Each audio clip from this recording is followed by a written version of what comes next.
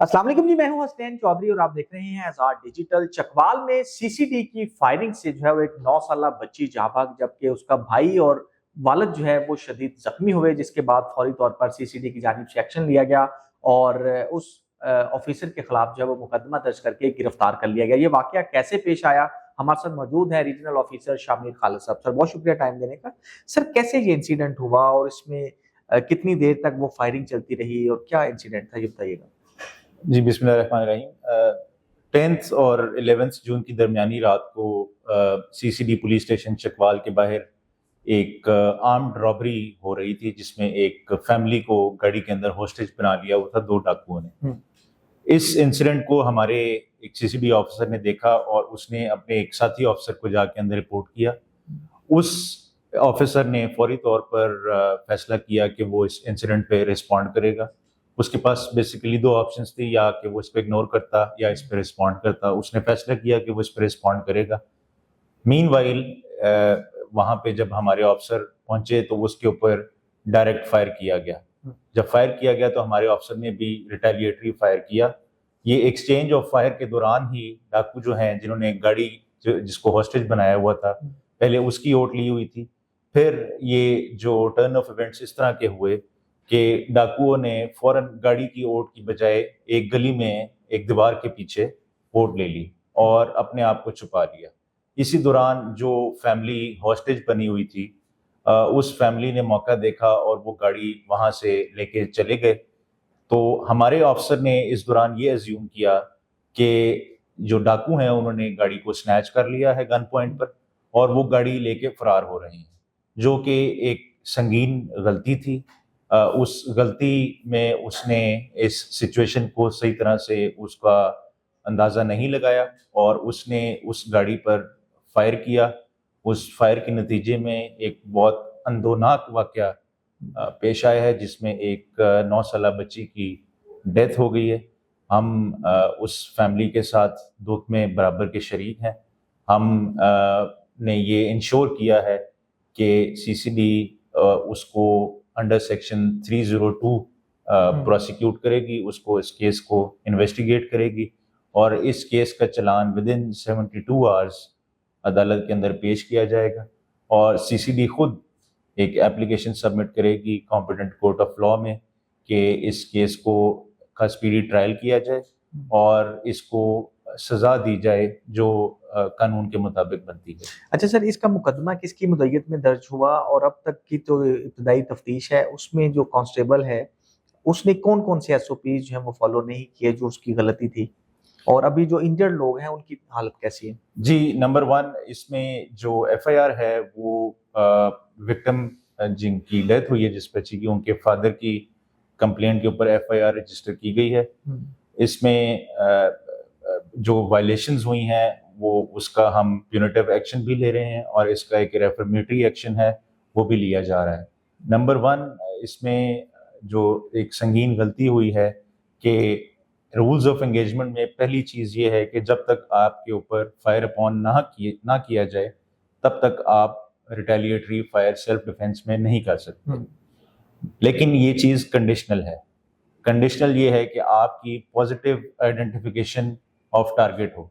जो positive identification of target, जिसको हम कंफर्म शिनाख्त कहते हैं, वो नहीं की गई। इस चीज़ की वायलेशन की वजह से, चूंकि हमारे सीसीडी ऑफिसर को नहीं पता था टारगेट कहाँ पे रहा है इस वक्त, उसकी दुरुस्त सिमत क्या है, उसको फायर कहाँ से आया है, उसकी आइडेंटिफिकेशन नहीं थी, उसने एक संगीन गलती की जो कि एक मासूम और एक खूबसूरत बच्ची की जान ले गया। इस अंदोना वाक़े की हमने अपनी इंटरनल अकाउंटेबिलिटी की है। हम इसमें जो लीगल अप्रोप्रिएट एक्शन है और जो डिपार्टमेंटल एक्शन है वो इनिशिएट कर दिया गया है। उस प्रोसेस में जो विक्टिम की फैमिली है उनको भी एंगेज किया गया है और हम इस चीज़ को इंश्योर करेंगे कि ये जो इन्वेस्टिगेशन है ये एक ट्रांसपेरेंट और एक मेरिट बेस्ड इन्वेस्टिगेशन हो और इसमें जो फैमिली का कॉन्फिडेंस है उसको इंश्योर किया जाएगा कि हमारी तफ्तीश पर हो। अच्छा सर, चकवाल में फैमिली के ससुराल थे, वहां पे वो आए थे और वो हज के बाद आ रहे थे सुना, और दूसरा ऑस्ट्रेलिया नेशनल के बारे में भी कहा जा रहा है कि वो ऑस्ट्रेलियन नेशनल फैमिली है। जी बिल्कुल, ये وکٹم کی جو فیملی ہے یہ آسٹریلین نیشنل ہے، اور آپ نے درست فرمایا کہ وہ حج سے واپسی پر اپنے ان لاز کے گھر آئے ہوئے تھے۔ اچھا سر، یہ بتائیے گا کہ as a C C D officer کیا فرسٹ رسپونڈر کے طور پر یا کسی جگہ پہ کوئی انسیڈنٹ ہو رہا ہے تو وہ کوئی اپنے طور پہ وہاں پہ رسپونڈ کر سکتا ہے؟ یہ بھی بتا دیجیے گا اس کی ایس او پیز کیا ہیں، کیونکہ دوسری پولیس جو ہے وہ آلریڈی پہنچتی ہے، کیونکہ سی سی ڈی کے لیے آرگنائزڈ کرائم کے حوالے سے جو ہے وہ آپ ڈیل کرتے ہیں۔ کیونکہ G C C D is mandated to combat serious and organised crime. As a first responder کسی بھی جو کرائم کی 15 کال ہوتی ہے اس پہ فرسٹ رسپانس جو ہے وہ obviously لوکل یا ڈسٹرکٹ پولیس جس کو ہم کہتے ہیں وہ رسپونڈ کرتی ہے، جو کہ تھانے کی پولیس ہوتی ہے، یا either کہ ان کی کوئی موبائل پیٹرولنگ وہیکل ہوتی ہے، یا ان کا کوئی ایگل اسکواڈ ہوتا ہے، یا کنسرنڈ اویلیبل جو آفسر ہوتا ہے پولیس اسٹیشن میں وہ رسپونڈ کرتا ہے۔ بطور پولیس آفسر، چونکہ سی سی ڈی آفسرز تمام پولیس آفسرز ہیں، پولیس آفسر یہ ہر پولیس آفسر کی ذمہ داری ہے کہ اگر اس کے سامنے کوئی کرائم ہو رہا ہے تو اس کو وہ پریونٹ کرنے کی اپنی پوری کوشش کرے گا، جو کرمنل ہے اس کو اریسٹ کرنے کی کوشش کرے گا۔ یہ ایک انفارچونیٹ انسیڈنٹ ایسے ہوا کہ جس میں ہماری ایس او پیز جو ہیں جو طے شدہ، جس میں منیمم یوز آف فورس جو ہے، اور یوز آف فورس تب تک نہیں ہونا چاہیے جب تک کوئی آپ کے اوپر آپ کی جان کو خطرہ نہ ہو، وہ بالکل تھا، اس کے اوپر ایک فائرنگ کی گئی تھی، اس کا ریٹیلیٹ کرنا تھا، لیکن جو پازیٹیو آئیڈینٹیفیکیشن آف ٹارگیٹ ہے وہ اس کو کلیئر نہ تھی، جو کہ اس کی سنگین غلطی ہے، اور جس کی وجہ سے اس کو چارج شیٹ کیا گیا ہے، لیگلی بھی اور ڈپارٹمنٹلی بھی۔ اچھا سر، یہ بتائیے گا کہ کتنے ڈاکو تھے اور کتنے پولیس اہلکار تھے، اور دوسرا اب وہ ڈاکو پکڑے گئے ہیں، ان کا کیا سٹیٹس ہے؟ جی بالکل، یہ 2 ڈاکو تھے جو کہ اس انسیڈنٹ سے پہلے بھی انہوں نے 3 انسیڈنٹس رپورٹ ہو چکے تھے۔ 2 جگہ پہ انہوں نے چکوال شہر میں ہی شاپ رابریز کی تھیں، اس کے علاوہ انہوں نے ایک جگہ پہ اٹیمپٹ کی، وہ ایک انسکسیسفل اٹیمپٹ تھی۔ اس کے بعد یہ چوتھا انسیڈنٹ تھا اسی دورانیے کا، یہ تقریباً رات 9:30 بجے سے لے کے رات 12 بجے کے درمیان کا لگاتار وارداتیں کر رہے تھے۔ بالکل، یہ ایک اسپری تھی ان کی طرف سے۔ اس کے بعد ان ڈاکوؤں کا انکاؤنٹر ہوا ہے، ایک چکوال کی پولیس کے ساتھ اور ایک ہماری گجرانوالہ اور چکوال سی سی ڈی کے ساتھ ہوا ہے، اور ان کو وہاں پہ نیوٹرلائز کیا گیا ہے۔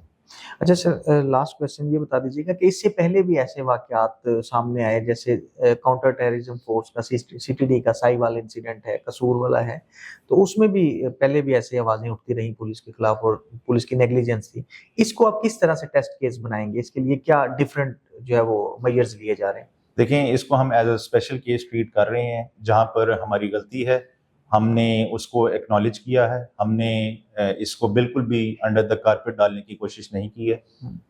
ہمارے آفسر کی طرف سے ایک غلطی ہوئی ہے، اس غلطی کے سلسلے میں ہم نے جو بھی لیگل اور ڈپارٹمنٹل کارروائی بنتی تھی وہ بھرپور طریقے سے کی ہے۔ سی سی ڈی نے اس کیس میں خود سٹیپ فارورڈ کیا ہے، اور ہم اس میں انشور کر رہے ہیں کہ جو بریف فیملی ہے اس کو مکمل طور پر انصاف ملے۔ سر، پروسیکیوشن کے حوالے سے بھی آپ بتا رہے تھے کہ اس میں بھی آپ ہیلپ کریں گے، پروسیکیوٹر جنرل پنجاب سے بھی ریکویسٹ کی گئی ہے، تو فیملی مطمئن ہے کہ سی سی ڈی اپنی اس کے اندر جو ہے وہ اس کی انویسٹیگیشن بھی ہو اور پروسیکیوشن بھی اور کیس کو اینڈ تک لے کے جائے؟ جی بالکل، اس میں جو ہمارے ایڈیشنل آئی جی صاحب ہیں سی سی ڈی، انہوں نے فیملی سے کل ملاقات کی ہے، فیملی نے اپنا پورا ٹرسٹ پوز کیا ہے سی سی ڈی کی انویسٹیگیشن میں، اور اس میں ہم نے یہ بھی انشور کر رہے ہیں تاکہ اس کیس کا اسپیڈی ٹرائل ہو، اور قانون کے تمام ضابطے اور قانون کی تمام پہلوؤں سے ہر طرح سے اس کیس کا مکمل اور